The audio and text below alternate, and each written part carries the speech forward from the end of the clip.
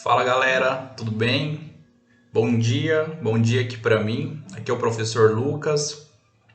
Vamos para o nosso último encontro a respeito dos remédios constitucionais.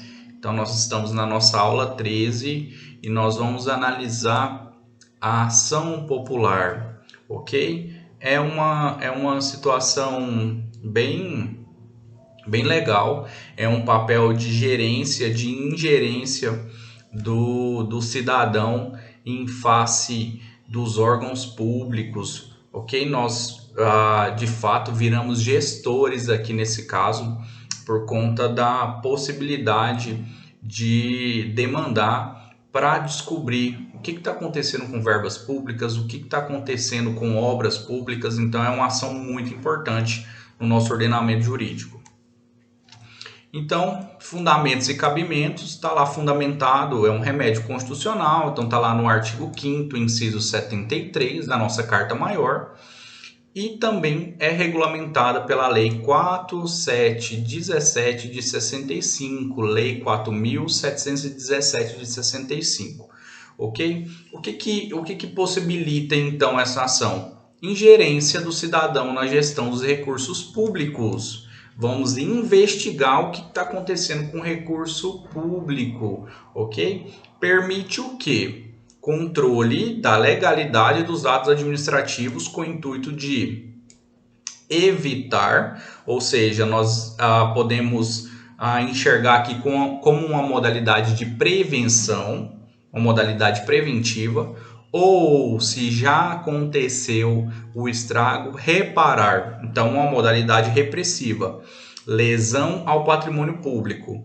à moralidade administrativa, ao meio ambiente e ao patrimônio histórico, cultural, material ou imaterial. Então, permite o controle da legalidade dos atos administrativos. Lembra que os atos administrativos têm como característica e princípios a legalidade. E aí nós vamos aqui ingerir para evitar, numa modalidade preventiva, qualquer lesão ao patrimônio público ou reparar, ok? Uma modalidade repressiva, reparar lesão ao patrimônio público, à moralidade, ao meio ambiente, ao patrimônio histórico e cultural, material ou imaterial. Uma ação bem legal. Requisitos e legitimidade. Quais são os requisitos para mim propor esse remédio constitucional e quem é legítimo para propor?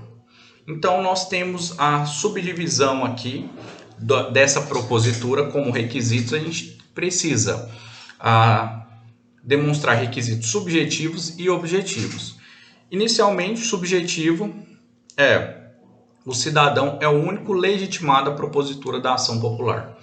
O cidadão. Então, quais as consequências dessa fala? Que o cidadão é o único legitimado para propor esse remédio constitucional. A primeira consequência é que a legitimidade ativa ela deve ser comprovada de cara, de pleno, na sua petição inicial, com a juntada de título de eleitor ou documento correspondente. Então, eu preciso estar gozando dos meus direitos eleitorais, ok? Eu preciso estar regularizado com os meus direitos eleitorais, ok?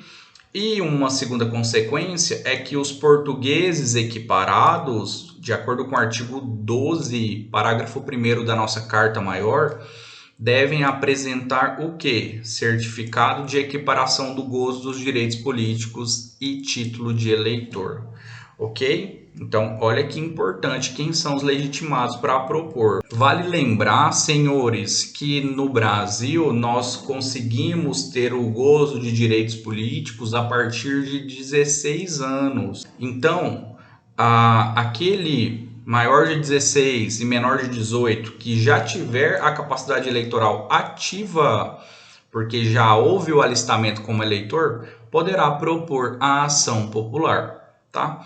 Quem não pode propor a ação popular?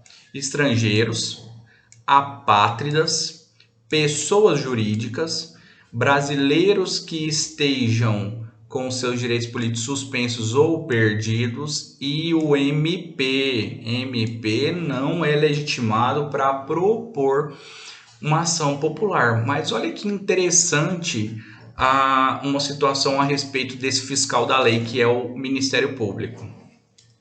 Embora ele não possa propor a ação, de acordo com o artigo 9º da Lei 4.717/65, a Lei da Ação Popular, ele pode assumi-la caso o autor abandonar a causa. Então, de qualquer modo, essa assunção aí do MP, ele atuará como o papel que o órgão ministerial representa, tá? Que ele é um fiscal da lei. Então, ele deve acompanhar os atos processuais, apressar a produção de prova, promover a responsabilidade civil e criminal dos envolvidos do ato lesivo. Então, olha só, o MP nos parece que ele vai empurrar a ação civil, empurrar a ação popular para que ela não caia no abandono do autor. E mesmo assim atua como fiscal de lei, ou seja, ele vai também fazer os atos inerentes ao Ministério Público. Então, o que não se admite é que o MP assuma a defesa do ato impugnado ou de seus autores, seja quais forem as circunstâncias, tá bom? Então, ele vai empurrar a ação popular, mas ele não pode assumir a defesa do ato impugnado, de acordo com o artigo 6º, parágrafo 4º da lei própria da ação popular. Quem é o réu dessa ação, certo? O réu dessa ação, senhores, são as pessoas jurídicas do direito público, cujo patrimônio se procura proteger. Veja bem, se aqui nós estamos entrando com ação popular, para que nós temos a ingerência no patrimônio público, seja de forma preventiva ou repressiva. Então, quem é o réu dessa ação? Aquele que tem esse patrimônio público nas mãos. Então, se o prefeito do seu município, porventura, tem uma verba para fazer algo e você, como cidadão, com o gozo dos direitos políticos em dia, percebe que isso não está sendo feito com os princípios da administração pública de forma realmente efetivas, então é em face desse ente público aí que nós vamos propor ação, tá? Pessoa jurídica de direito público, um município X, ok? Representado neste ato pelo prefeito, o senhor fulano de tal. Quem mais poderá ser legítimo passivo? As entidades autárquicas e de quaisquer outras pessoas jurídicas que sejam subvencionadas pelos cofres públicos. Está lá disposto no artigo 1º da lei própria da ação popular.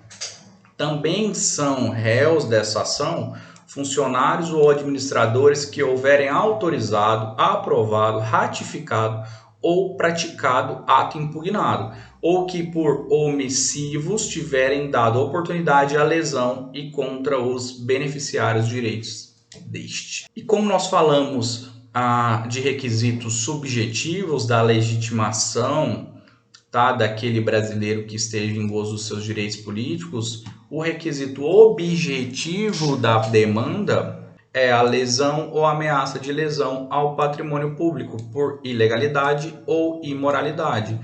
Legalidade e moralidade são requisitos da administração pública. Se há atos ilegais e atos imorais, é o requisito objetivo para a propositura da presente ação. Competência. Olha, a nossa Carta Maior não fixa uma competência específica a respeito da ação popular. Ou seja, compete o juiz de primeiro grau, seja da Justiça Federal ou estadual, de acordo com as regras comuns do processo civil de definição de competência. Então, competência normal, a não ser, em geral, Tribunal algum é competente para conhecer originalmente a ação popular, ou seja, então normalmente nós não impetraremos a ação popular num tribunal, é sempre na justiça comum, primeiro grau, com exceção das alíneas F e N do 102, inciso 1 da nossa Carta Maior, tá? Que nesse caso a ação popular será conhecida originalmente pelo Supremo Tribunal Federal, pelo STF. Um exemplo da linha F diz respeito a um julgamento de uma ação popular que visou atacar o decreto presidencial que demarcou a área indígena, ou seja, uma ação popular em face de ato do presidente da República que demarcou uma área indígena, esse é o exemplo que a doutrina aponta, será a competência originária do STF. Certo, vamos para o procedimento da presente ação. Procedimento, tá?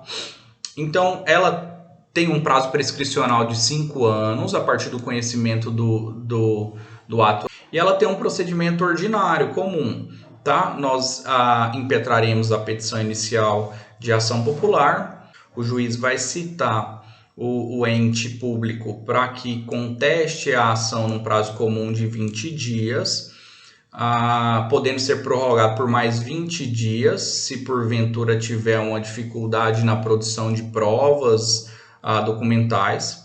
E também, se não tiver essa dificuldade na produção de provas, se a parte não requerer até o despacho saneador produção de prova testemunhal ou pericial, o juiz poderá acatar um julgamento antecipado da lide. Ou seja, petição inicial, defesa, Ministério Público. Tem produção de provas? Não. As provas estão pré-constituídas aí no processo. Prazo para alegações finais e julgamento do processo. Então, seria aí o procedimento do julgamento antecipado da lide, ok? Tá aí a possibilidade no artigo 7º, parágrafo 2º, inciso 5º da Lei da Ação Popular. Qual a eficácia da decisão, senhores? Quais são os efeitos dessa sentença? É uma coisa julgada e será erga omnes, ou seja, vale para todos. Então, essa sentença afeta a todos que estão envolvidos nessa demanda, nesse ambiente administrativo, ok?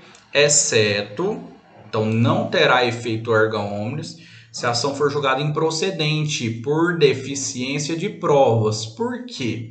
Porque aí qualquer cidadão poderá intentar outra ação com idêntico fundamento, valendo-se de novas provas. Então, o artigo 18 da lei própria diz isso. Se porventura eu julgo improcedente por insuficiência de provas. Só que outra pessoa tem novas provas, então essa outra pessoa poderá intentar com essa ação popular com idênticos fundamentos, mas com novas provas. Então, nesse caso, a sentença não terá efeito erga omnes. Ok? Senhores, muito obrigado. Até a próxima.